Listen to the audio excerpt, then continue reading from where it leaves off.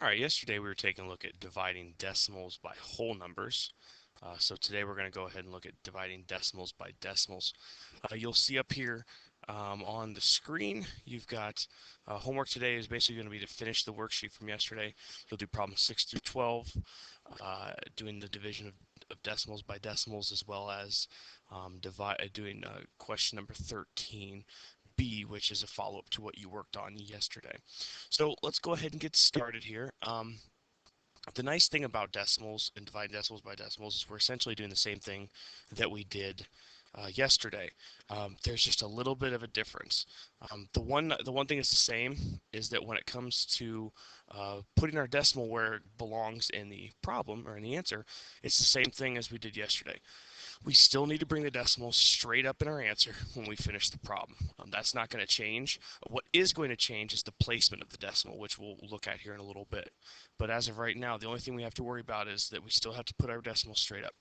The one thing that is different is in order for us to actually do the division and solve these problems, we have to have whole numbers as our divisors.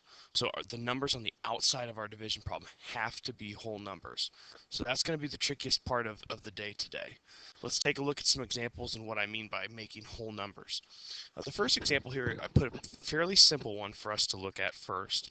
You've got 2 5/10 divided by 5/10. So if I write that problem out like we normally would, the first number goes inside, and the second number then goes on the outside. You have a problem that looks like this. Now, when it comes to doing division, we don't like to have a decimal outside. We like to have whole numbers on the outside. Okay, and in order to make this whole number, we're going to have to move our decimal one spot to the right, which would make it whole number 5. Okay, now how do I do that? Why am I allowed to do that? Because I just changed the value of the number, and we've been working on all week about how anytime you put a 0 at the end of a number or at the very beginning of a number, it doesn't change the value. Now all of a sudden I'm changing the value because you would agree that 0.5 is very different than 5. 50 cents is different than $5. What allows me to do this is if I multiply by a power of 10. If I take 5/10 and I multiply that times 10, 5 times 0 is 0. 5 times 1 is 5. I have one decimal place in my problem down here, so I have to have one here. You'll see that by multiplying by 10, all I really essentially did was move my decimal over from in front of the 5 to after the 5. And so that's what allows me to do that. I can do that because by multiplying by a power of 10, I can move my decimal place one spot to the right.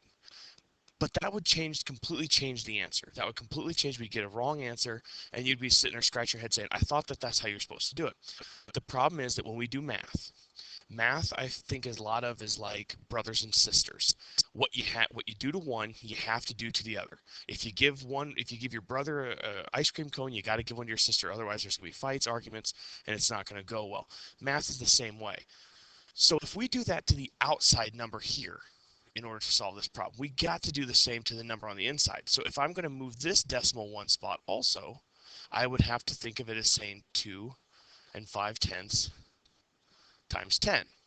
If I do my math, 5 times 1 is 5, and 2 times 1 is 2. I do my addition.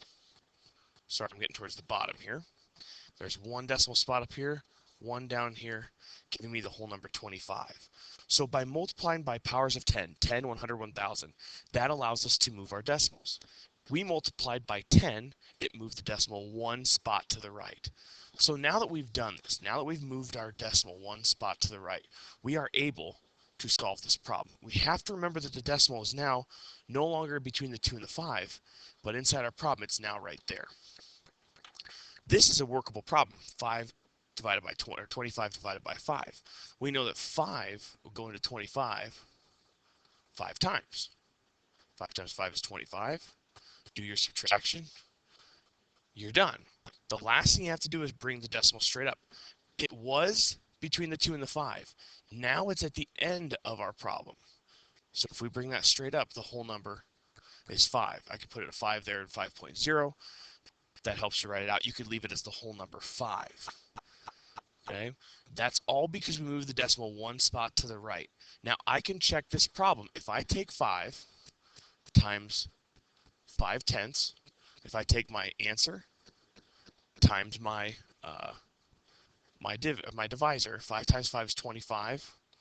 One decimal place here, one down here, and this now matches what my original starting number was. It's kind of confusing. It's a little bit of a trick, but you just have to get in the habit of moving the decimal to make a whole number on the outside of the division problem. Let's look at a few more and see if you guys can start catching on. The next problem we have here, holy cow, lots of decimal places on this one. So we're going to go ahead and write it as we should. First number's on the inside, second number's on the outside, and there's our problem. Again, we have to have a whole number on the outside. So in order to make this 0 and 3/1000ths or 0.003 a whole number, where would we have to move the decimal to? We're going to have to move it behind the 3. 1, 2, 3 places. Remember, I said whatever you do to the one, you have to do to the other. So we have to do the same thing to this one. 1, 2, 3. Our decimal place is now right there and right there, giving me a whole number of 3 on the outside. Now, what allowed me to move that over? You don't have to do the actual multiplication on your paper. I don't expect you to do this, what I'm about to do, on your paper or in your notes. This is something that I'm just wanting to show you why we can move the decimal. If I take my 3/1000ths and I multiply that by 100, that's a power of 10, 10, 100, 1000. I'm sorry, we're going to multiply by 1000. Let me start over here for you guys. If we multiply by 1000, which is a power of 10, 10, 100, 1000. If I go through and I do all my multiplication, 3 times 1 is 3. Everything else here is going to be zeros, because 0 times 0, 0 times 0, all that stuff's going to be zeros. 1, 2, 3 decimal places, 1, 2, 3 decimal places, and that's how I move it. I don't expect you to do this stuff right here. I just want you to understand that's what allows me to move the decimals. I'm multiplying by a power of 10. It's either a 10, 100, or 1000. Why is it 1000 in this case? Well, in the last problem, we moved one spot and we multiplied by 10. In this problem, we're moving 3 spots, so we're multiplying by 1000. If you wanted to move 2 spots, what do you think you should multiply by? 100. It's either 10, 100, or 1000 in order to make these numbers move. So we can actually go ahead and work our problem now because we've got it set up correctly. We've moved our decimal how we need to. So let's take a look at how we solve this. 3 cannot go into 0, so we just put a 0 there. 3 cannot go into this 0, put a 0 there. 3 can't go into the 1, but it can go into the 15. We know that 3 times 5 is 15. Do our subtraction. Bring our decimal straight up. Now you'll notice that by filling in all those zeros, we normally don't write the whole number 5 like that with all those zeros. So if I wanted to write my answer nice and neat so that it was easy to see, I would just write the whole number 5 and circle that on my paper. But those zeros make sure that I know that I'm holding a place value for these spots as I work across. Okay, it's actually a pretty simple process. It's just the division. The only trick to this is making sure that you move the decimal correctly. Okay, let's try another example here. This one's a little bit more difficult. This is going to be a little bit of a bigger problem. So let's try to put the decimal in. There's our problem all set up. Now, when we look at this 6 and 4/10 on the outside, how many spots does it need to move in order to be a whole number? It needs to move one spot to the right. That becomes 64. You do to the inside what you do to the outside. You move it over one spot. Your decimal is now between the 5 and the 2. We can work on this. Now, you might be saying to yourself, I have no idea what I can multiply by 64 to get 435, because 64 won't go into 4 or 43. Think of it as the 435. 435 is, let's just start with around 400, and let's just start with 60. Well, I know that if I take 6 times 6, I get 336. So 60 times 40 should give me around 360. So I can start there. If you need to, right off to the side, do your multiplication off to the side. Let's just give it a shot. Let's see if multiplying by 6 would get me a close answer. 6 times 4 is 24. 6 times 6 is 36, plus 2 is 38. So I've got 384. Now, if I added another 60 to this, or if I tried to do times 7, let's see if that would be enough. If I do 64 times 7, 7 times 4 is 28. 6 times 7 is 42, which would give me 448. This will not work, so let's go use our 6. Put your 6 above the 5, because remember, we're looking at 64 into 435. I'm going to put my 384 down here and do the subtraction. 5 minus 4 is 1. I borrow from the 4, make it a 3. This becomes 13. 13 minus 8 is 5. I bring down my 2. Okay. Now at this point, I've got 64 into 512. If I look back, I know that 64 times 6 and times 7 are going to be a little bit too short. Let's see if I can try maybe 64 times 8, and let's see if that gives me something close. You're going to have to probably do some of this math on your paper when you do your homework, just to do trial and error. So 8 times 4 is 32. 6 times 8 is 48. 49, 50, 51. If we add our 3 at the top, giving us 512. It works out perfectly. We put our 8 up here. 512. 0, bring our decimal. Remember, it's right here between the 5 and the 2. It comes straight up, and my answer is 6 and 8/10. Can I check this? I sure can. Let's do 6 and 8/10 times 6 and 4/10. 8 times 4 is 32. 6 times 4 is 24, plus 3 is 27. Put my 0 because I'm moving over. 6 times 8 is 48. 6 times 6 is 36. Plus 4 is the 40. If I do my addition, 1, 2 decimal places up there, 1, 2 down here, 43 and 52 hundredths, which was what my original starting problem was. And there you have it. I don't want this to be confusing to you, but I know that we're going to be dealing with some bigger numbers. You're just going to have to do some trial and error on the side in order to determine how to do the division. Here we go. Let's try it on your own. Okay, you've got 17 and 36 hundredths divided by 3 and 1/10. Please go ahead and pause the video, work it through, and when we're done, go ahead and play the video so we can see the explanation.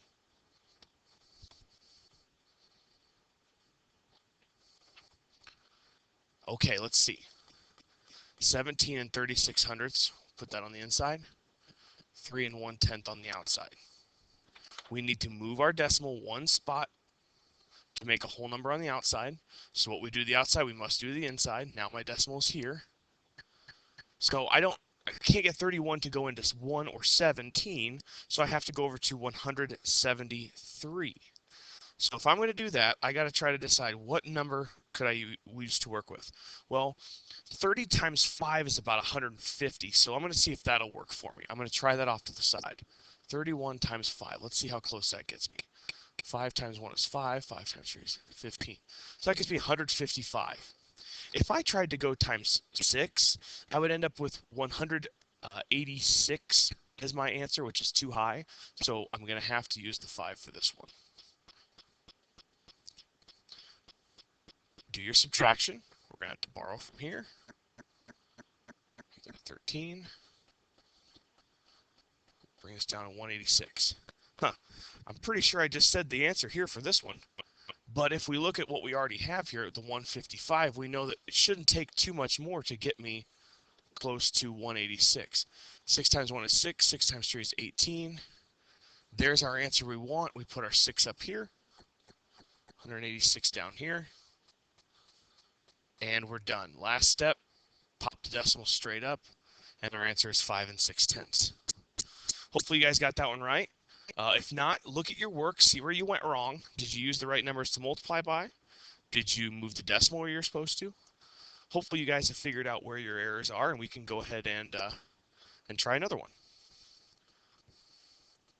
Your next problem looks like this. 8 and 46 hundredths divided by 7 and 5 hundredths. Go ahead and pause the video, work the problem out, and then go ahead and push play so we can see the three answers.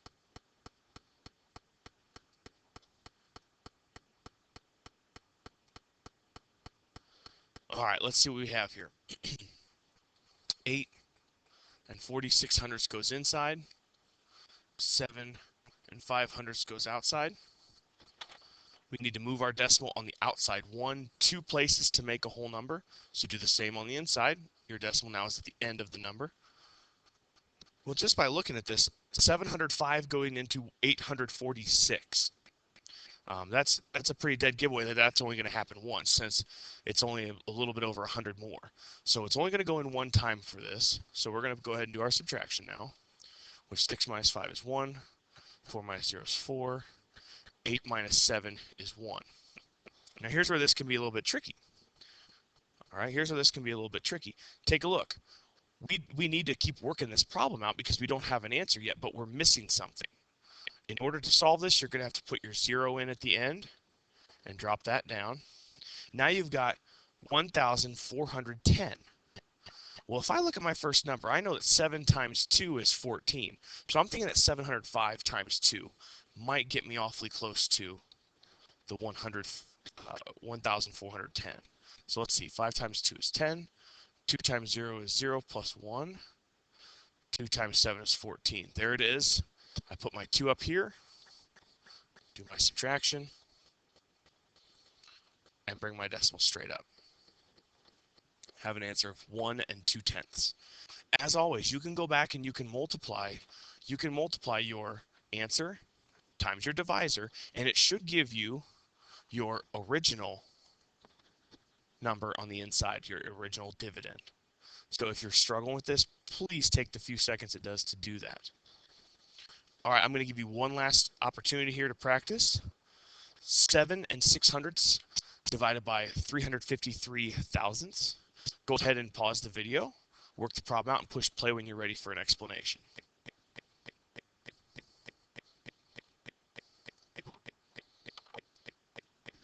All right, here we go. We're going to put that on the inside. That's on the outside. We need to make sure we have a whole number on the outside, so this decimal moves 1, 2, 3 places. Inside, got to do the same 1, 2, and here's where you probably were looking at this going, what should I do now? If I have to move it a third spot, what should I do to fill in this little gap here? We need to put a 0 in. That's going to help us fill that gap. So now 353 into 706. So let's take a look at that. 353 into 706. Well, I know that 3 times 2 is 6. So 350 something times 2 should be around 600 something. So let's see if that's going to work for us. 353 times 2. I'm guessing it's going to be a little over 600. 3 times 2 is 6. 5 times 2 is 10. 3 times 2 is 6 plus 1 is 7. Hey, that works out perfectly for us. So put your 2 above the 6. Do your subtraction. And there you get a 0. Now here's the problem. 353 go into 0? No. We bring our other 0 down that we had up there. Can it still go into 0? No. So what can I take 353 times to get 0? 0. It doesn't work. We can do our subtraction here at this point. Bring our decimal straight up, and the answer is 20. That was a little bit of a trickier one. Hopefully you guys got that right, or at least see now how the correct way to set that problem up is. Please, please, please take the time on your homework to do this neatly. Do the work. It's going to take a little bit of effort. This is probably the most difficult thing we've done so far this year. Take the time, do the effort, and I think you guys are going to see that after a while it's not going to be so bad. So your homework is 7 through 12 and 13B. So make sure you work on that stuff. I'll be available in the morning before school as well as during the day tomorrow if you need some help. So please, please, please do your best and come see me if you need any help. All right, hopefully you guys figured it out. Good luck.